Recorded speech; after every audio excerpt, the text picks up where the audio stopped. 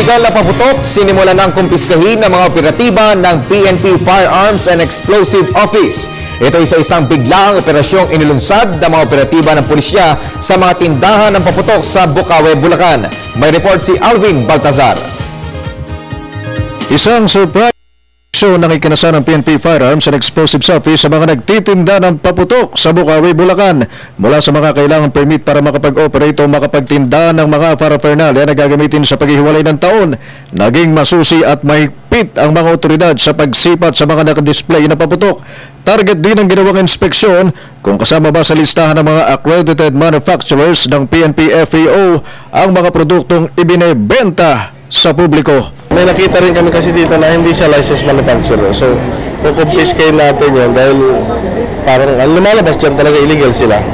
Ang ibang tindahang na tiempohang nagbebenta ng paputok na hindi kasama sa nakarehistrong manufacturer sa listahan ng Philippine National Police, kinumpiska ng mga otoridad. Bagamat wala namang nasampulan para maipasara at maipahinto ang operasyon sa ginawang inspeksyon, napag-alaman namang may kinasuhan na ang Police Provincial Office ng lalawigan ng Bulacan mula nang paigtingin ito ang kampanya kontra illegal firecrackers noong nakaraang Disyembre 16. Actually, 9 cases na yung na-filed since nag-start yung operation natin last December 6. So, we have 17 arrested persons and lahat na-file na naman ang case. All in violation of RA 7183. Ayon na rin sa mga nagtitinda ng paputok dito sa Bukawe, kahapon din nagsimula ng maramdaman ang pagtaas ng kanilang sales na inaasahan hanggang hapon ng Disyembre 31. Si Julie, galing pa ng Pangasinan at talagang sinadya ang Bukawe para makabili ng hindi hamak na mas mababang halaga ng produkto ng paputok.